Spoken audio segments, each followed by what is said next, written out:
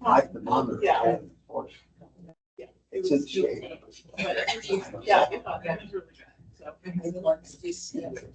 really good. So.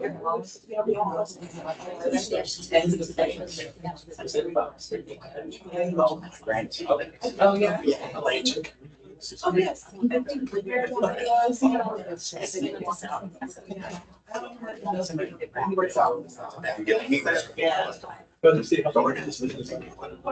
It's exciting. It still counts. Right? Yeah, I know what you're talking about. That's one thing. That's when you were.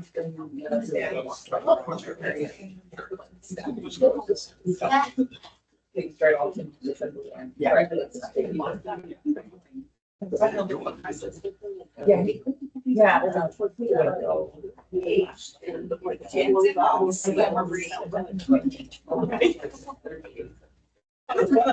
Yeah. Right. Yeah. Yeah. It's hard. Right. Yeah.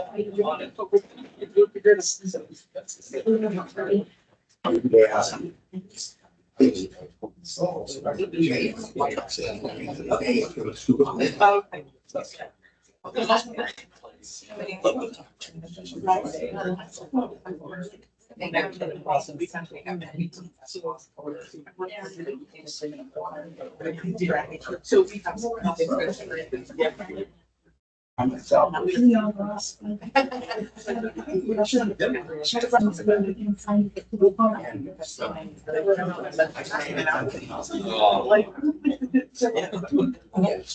She's like, there's one here. Like,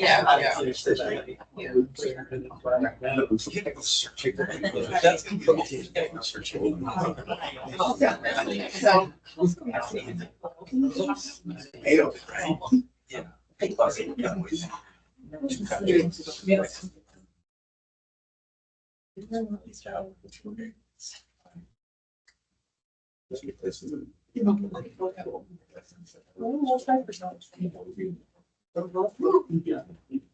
Good evening, everyone. I'd like to call the City of Jervis City Council meeting to order on July 11th, 2024 at 7 o'clock. First on our agenda. Roll call. Rob? Yes, sir. Baltazar? Here. Michael Gregory here. John? Here. Joel? Here. Thank you. I'd like you all to remove your hats, stand for the Pledge of Allegiance.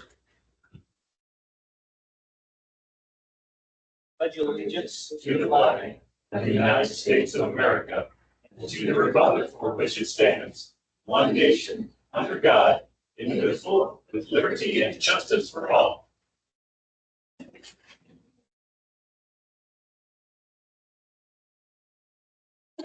Okay, this brings us to our public comment. Do remember, this is a business meeting of the City Council. The city does value and welcomes public input on matters that concerns the city. Please address the council as a whole rather than an individual, council members or staff. Council actions on the items brought up in public comment is limited by the Oregon open meeting laws. The council may direct staff to study the matter and reschedule for further consideration on a later date. Public comment is limited to 3 minutes per person, with an optional 2 minutes for council questions and answers. If you wish to address the council, please come forward, state your name, address at the podium, and identify yourself for the record.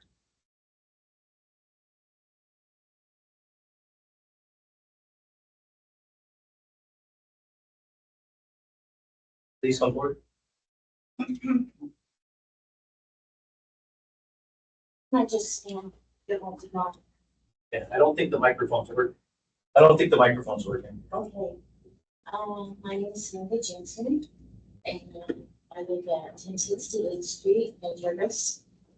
And I'm just here to thank God, our mayor, Michael,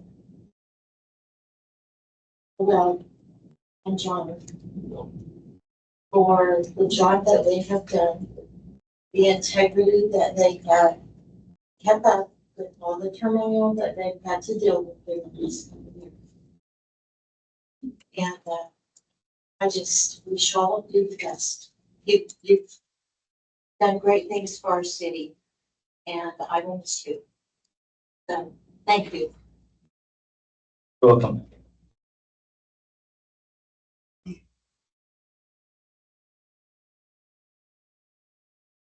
Well, if there's no further comment, we're gonna move on.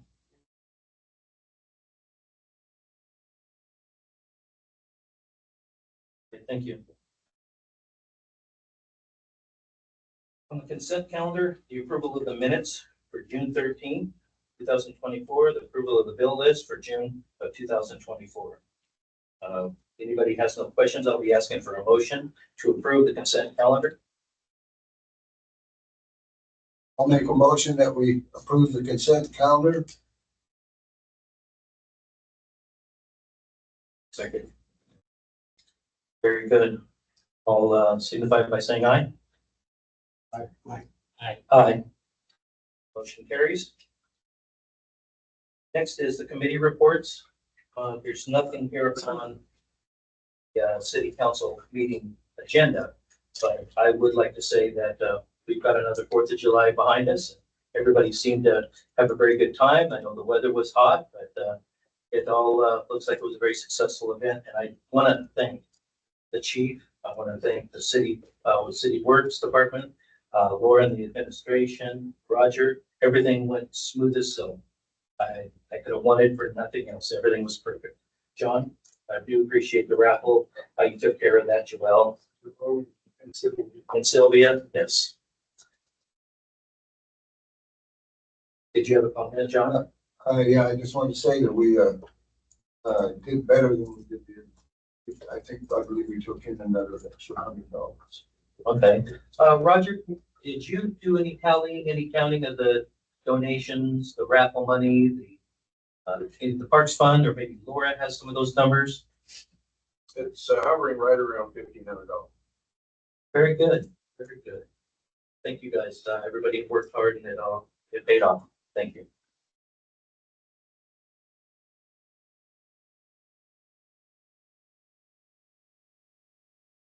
Next on our agenda is new business.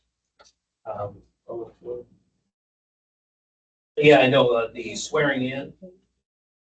No, the swearing in. Do you want to comment on that, Chief?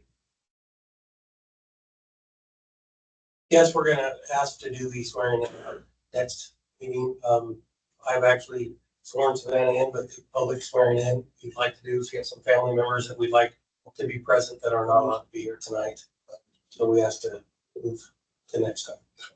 Yeah, this all just came about today. I was all prepared, practice and everything, but yeah, it'll carry on, it'll happen. New business. So we're looking at the update on the recall process, the new selection of counselors. I'm going to turn this over to our attorney. All of the unofficial results are out. Everybody knows what those numbers are.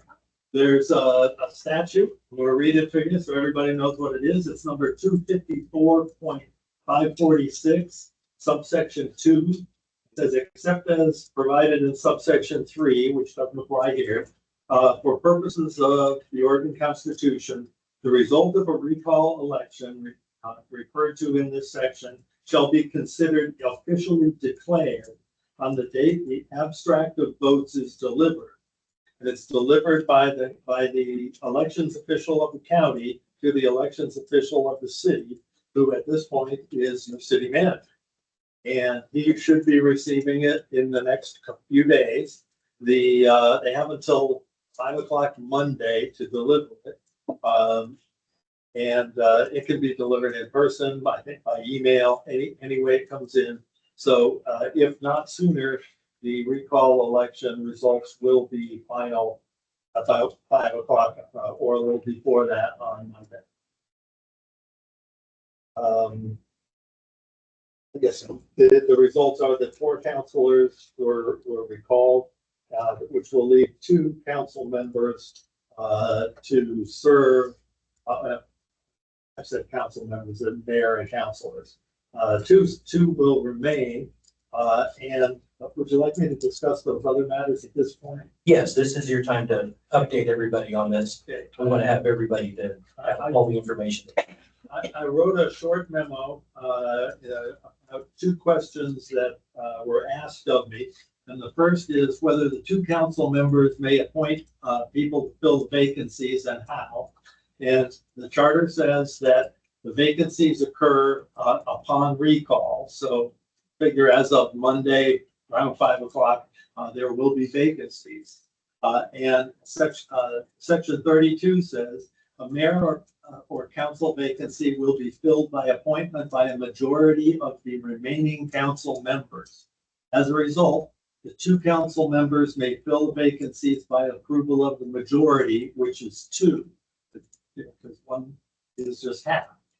So they must both agree to approve any positions being filled. This is my interpretation. It's not, that part is pretty clear. The next sentence I'm going to say is my interpretation, which can either be adopted by the city council or not, because city councils interpret the code, the charter of the city, not the city attorney.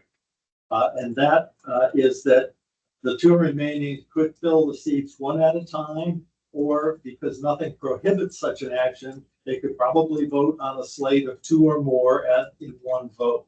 Seen that done in a number of cities. It's not very radical an idea. If anybody wanted to challenge it, I'd be happy to talk about it, but I don't think it's a big deal. The second question that came up was, may the 2 remaining council members carry on business with or without the appointment of council members to fill the vacant seats? This is the question that in case they don't agree on filling seats, my answer is yes, but the council needs to approve that as an interpretation of the charter. And as it says in section that's number 2 down at the bottom, section 13 of the charter says that the express approval of a majority of a quorum of council is necessary for any council decision, except when the charter requires approval by a majority of the council. So there are a few things that require a majority of the full council. Those things probably can't get done if there are only 2 people sitting. But the other piece of it is the majority of the quorum of the council is necessary for the decision. So what is a quorum? It's defined in section 12. It says the majority of the council members is a quorum. This refers to, again, to the members of council, just like the section 32 on filling vacancy refers to members.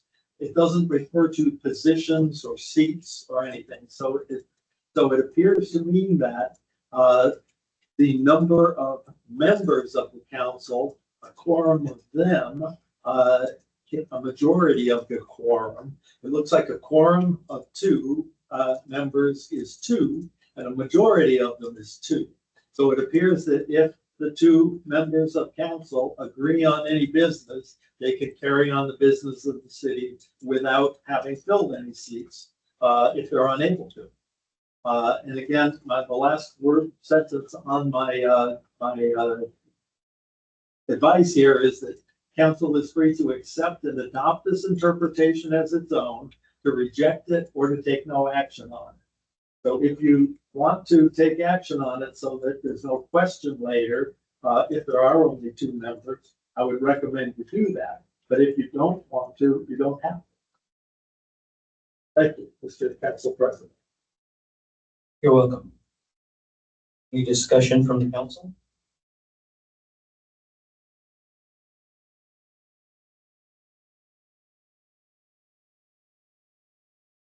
I'll speak about it. I have no problem with it.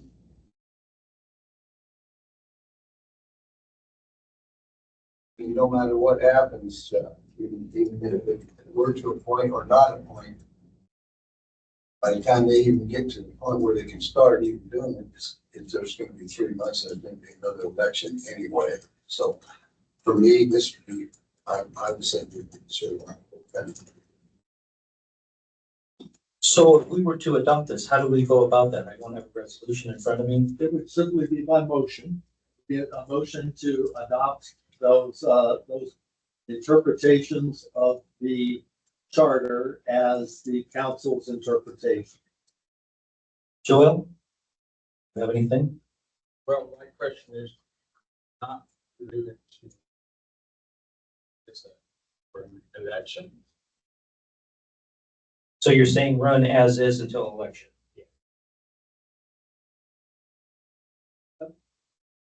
If you adopt those two recommendations, yes, the city can continue to run. I think it can anyway, but that would make it very clear to anybody who asks that the council intends for the city to be able to run until the election.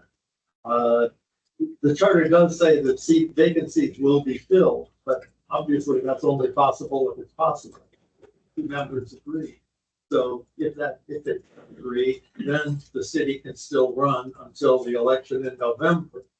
Then those folks get sworn in and become council members at the first meeting in January. So it's possible that there may only be two council members until January. We don't know how this will play out over the next few months. Very good. Baltazar, do you have any input? We have several people that are kind of interested, but I right now have not spoken to them. I wish that I could. Well, yeah, there are no vacancies at the moment, so that's appropriate. I'll have to talk to them first if they. We were gonna have it posted for wanting to be on the council. I don't know if Roger, if we got any applications out. Let me say, Roger asked me a couple of questions about it, and I went to the Secretary of State's office because the Secretary of State's office has authority over the elections officers of the counties and cities. And I've asked a couple of questions. I got a first response this morning, or just about noon time, 10 minutes till noon. I haven't had a chance to digest it yet, but I will be talking to Roger tomorrow about it. I'll give him a copy of this email and we'll go forward from there and get back to council with and publicize what is going, the recommended action.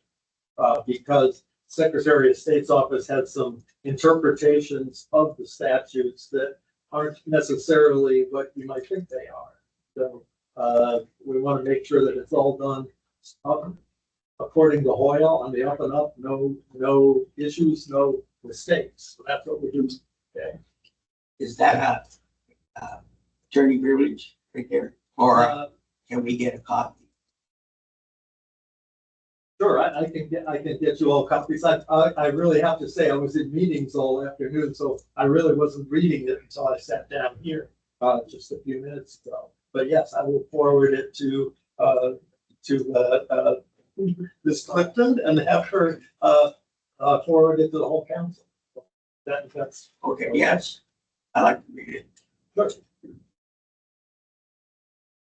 Rob, do you have any input? Say we.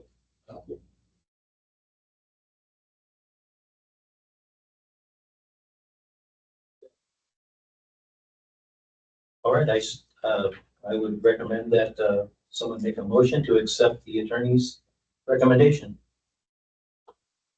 I'll make the motion that we accept and adopt this as interpretation from our attorneys.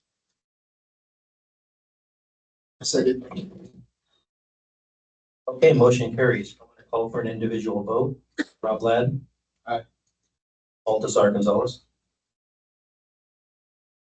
Is that a question?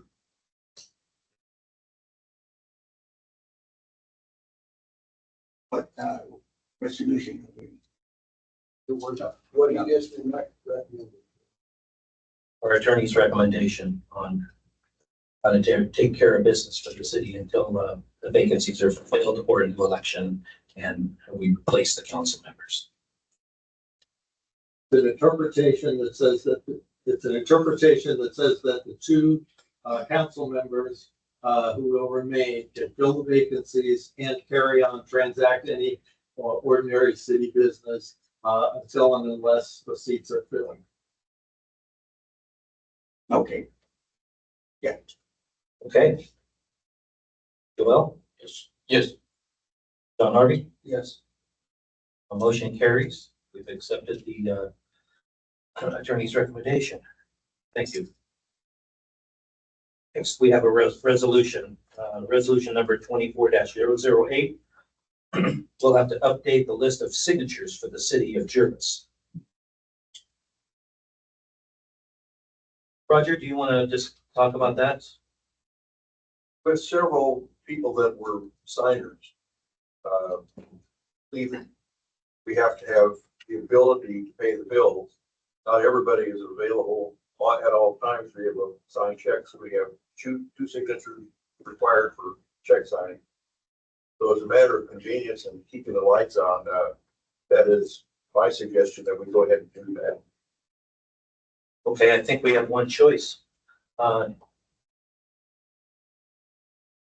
ahead, Sean. So.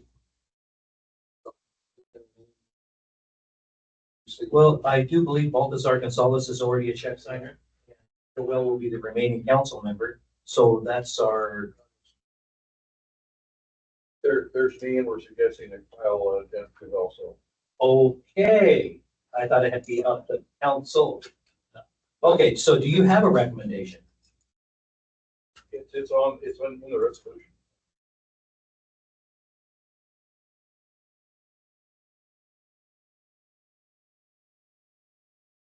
My suggestion is myself, I see now. JR, and Joel. Kyle. That we've got coverage, and it works into our control matrix nicely. Okay, so the two is going to be Joel and the superintendent Kyle. Okay, so then I guess all we're waiting for is someone to make the motion. That's right.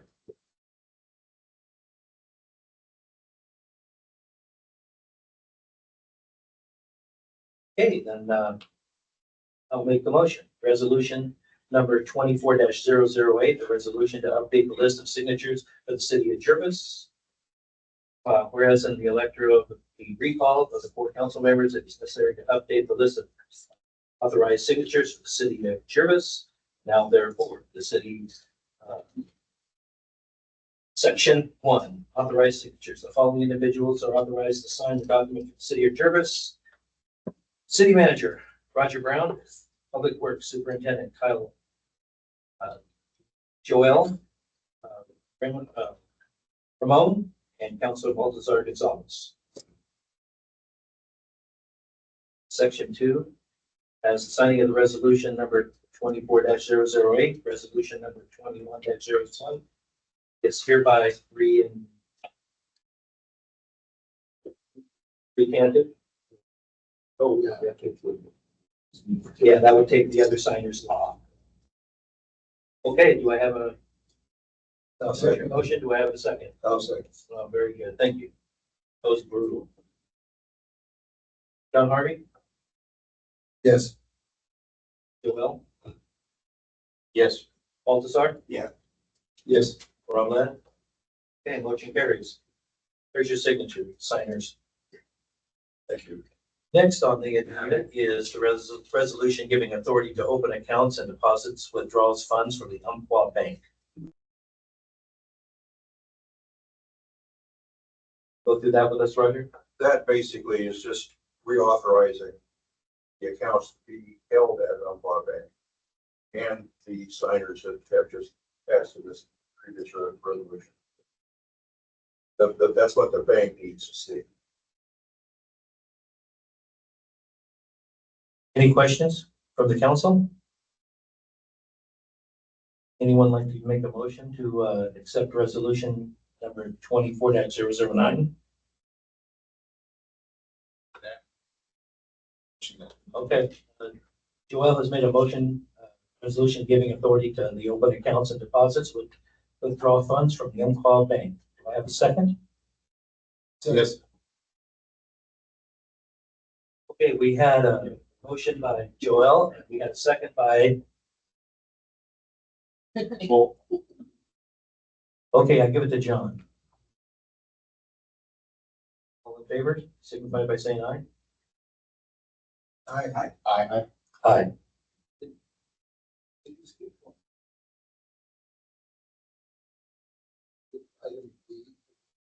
No, there is, on my agenda, I have no. OT. B, we did resolution, Yeah. and we did, 24-008, 24-009. Now we're gonna make it to staff reports, and I call on the chief.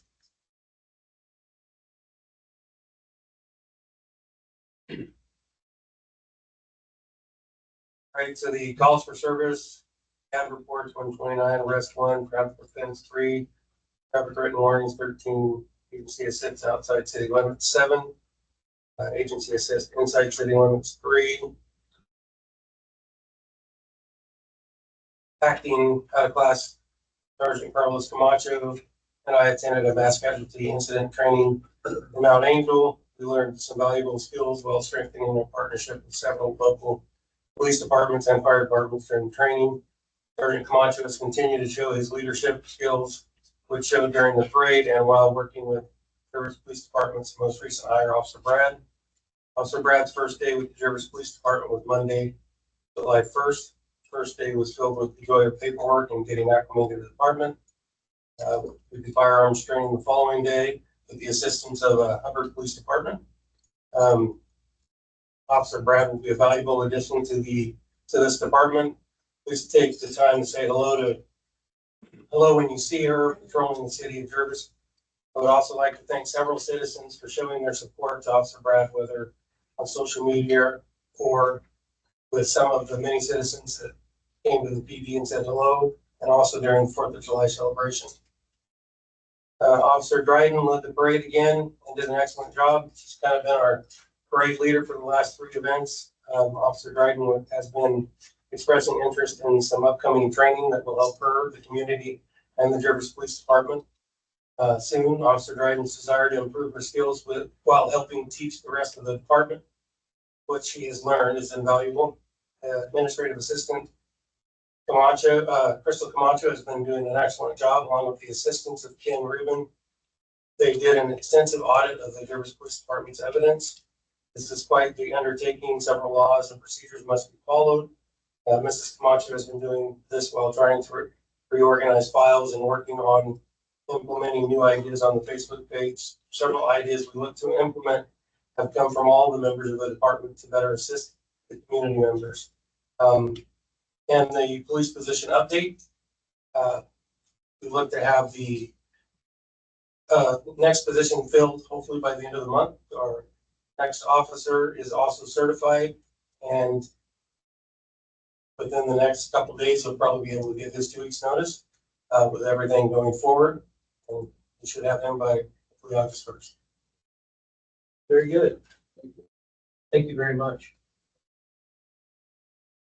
I think I know where that extra donation or money for the raffle came. The dump tank.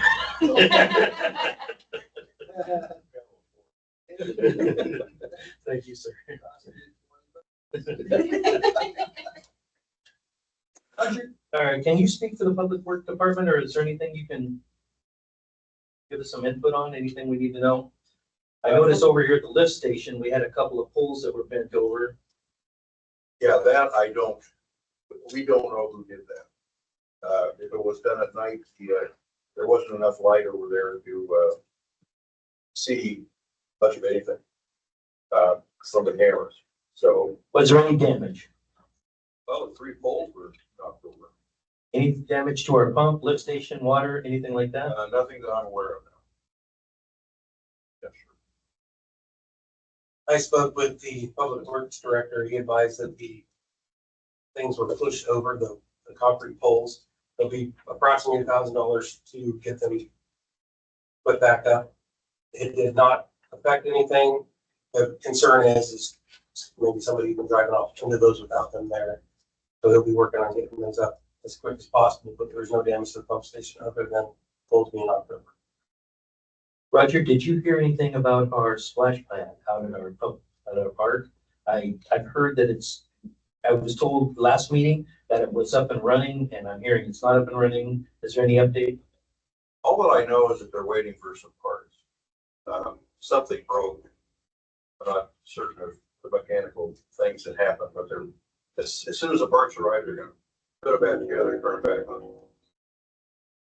Was there anything else in the Public Works Department, pumps, generators, anything else that council should be concerned about or the public should know about? Not at this time. The news that we do have is the wastewater treatment plant, percentage of completion basis, money wise, is about 40% complete.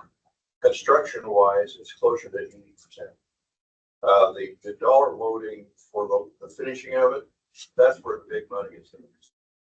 It's the motors and the pumps and the aerator screens and those types of things that are expensive components. So they, at the rate they're going, they're probably going to finish before a deadline. Very good. And our financials are all, will support all that? Yes. And I'll detail that in my report. Very good.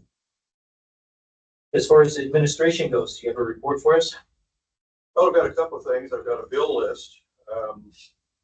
We've got balance in our Umpqua bank account of $391,000 change. In the pool fund, there's $3,826,516 for a total of just a little bit over, a little under $4.218 million total. This last month, you're going to say this is a lot of money. Well, it is a lot of money. $461,807. $319,612 of that is payments to RNG construction that ARPA grant has paid us. So it's money in, money out. One little bit of good news on our short-term Bergen fund, we've got a 10% increase in our interest rate, which means an additional, we don't have to do anything to bank another $40,000 a year in that fund if we have an average balance of $4 million. So that's good news. That's the government pool fund. So for my report, ARPA has forwarded us grant funds in a total of $426,011, which pays for all the disbursements we've made so far to the wastewater treatment plant contractor. Budget documents have been filed with the Oregon Department of Revenue and Marion County Assessor's Office, and we've gotten received emails from them, so that we know that they've received them. One bit of news that is not so much fun is the city or the Jervis School District that breached a contract with us for payment of police services. This was not publicized because the breach was not official until the first day of July when the contract would have been renewed. I'd ask Ed to speak to that as to what the status of it is. Thank you, Roger. The school district had brought their part-time attorney in, and we have had a meeting or two, a couple of phone conferences. School district seems to be resisting paying the $89,000 they owe the city, it's not good form for cities and for two government agencies not to pay their bills to each other on time. So we're trying to resolve it through a discussion, giving them all the information they're asking for. We think we've provided them everything they need, and we think they ought to pay. If we can't, the city does have the ability to go to collect, and we don't want to do that. It's not a good way for government agencies to behave with each other, but that could happen, and that is a hammer that's out there. The state Department of Revenue also frowns on it, and we may talk to them about ways that the state can help in that this was grant money. And we're not sure that because it was allocated to the police services, we're not positive that unless they've got it sitting in an account somewhere, that they're using it for the proper allocated purpose that it was granted. So we will be talking to them about this more, and we hope to get paid fairly soon. Now, having said all of that, the budget process, when Roger was hired, personally, I was kind of in a panic. I didn't know how much he knew about budgeting and at the government level, and he didn't know all that much. He had had budgeting experience in the private sector, but not in the public sector. He applied himself, and I am amazed really at what he did. He came up with a budget. It got adopted. It got pushed through. There's a substantial reserve amount in there that makes the city fiscally in a very, very good place. And so even though there's been a lot of turmoil in the city, and some people may think that Roger was brought in on a political hire, he's doing a very good job. Just that's me talking as a lawyer from the outside. I see a lot of cities, and what cities need is a really good fiscal manager. In the other cities, we have really good ones, and I'd say Roger's as good as any of them, despite his relative inexperience in the field. So he's studying, he's taking classes and things, and he's found a mentor to help him to do it. And I want to say thank you, Roger. You made it so I didn't have to get involved in the budget process, which I don't want. Well, thank you, Ed. I appreciate your confidence in my abilities. Thank you very much. One other comment I've got is, JR, I've got a check over here for you to sign, so we can pay our contractor. We just got a bill from them. It's $235,000 of change, so I think they're going to be interested in receiving that from us.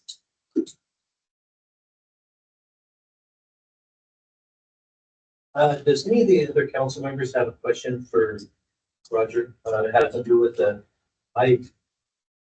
did the school know when did they sign the contract, or did they open up an envelope and get a surprise bill for this? No, there's an intergovernmental agency contract with them.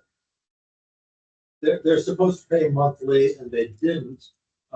Typically, under the previous chief, apparently no bill was ever sent, and the district may have paid once per year, which wasn't what the terms of the agreement were. It's a little, there were lots of things in that contract that weren't exactly followed. And the school district ran into extreme fiscal difficulties this last year, and so was probably trying to cover all their bases and make sure that they had every penny they needed. I don't fault them for that, but now that they have gotten their bond passed and things are back in order, they really should pay the bill at this point. Yeah, I mean, there's always two sides to every story, and I heard this side of the story. I just wanted to know if there was another side that we all should be hearing. Well, one thing that I would consider is if we do renew the contract with them, that we're not going to finance it for a year and wait to get paid for a year. We're going to get paid monthly for the time of service that we have an officer over there. We're going to get paid monthly. Yeah, see, we don't know if there was another agreement made that wasn't in writing. So I don't want to just jump to an illusion. If I remember right, the agreement says that any amendments have to be in writing, but we all know how that works. I got a question for you, Roger. Now, if I'm correct, we also pay the school. I'm going to say excise tax, but is that what it is? Yes, there's an excise tax on new buildings, $1.59 per square foot for residential, and I believe it's 58 cents a square foot for commercial. We have paid them every dime that we owe them for excise tax. So I guess my question is, how often do we pay that? Do we wait for new housing to get done, or do we? It's based on building permits. And, you know, they want it to be paid quarterly. I want to get it paid at the time that, we collect the fees. That way it's in and out of our books and, we don't have to worry about it. And they have the money, before they probably were expecting it. Thank you.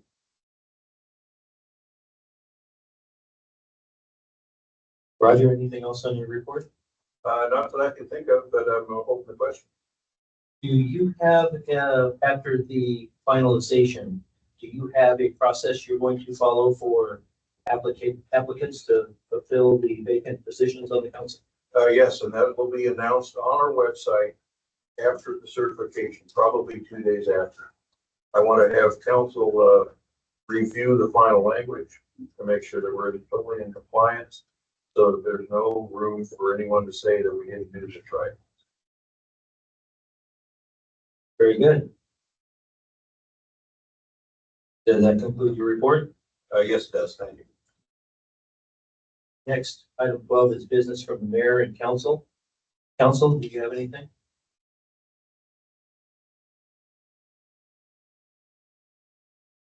Thank you for your service, John. Well, Baltazar? Yeah. Rob? Okay. So that would conclude our city council meeting. Thank you all.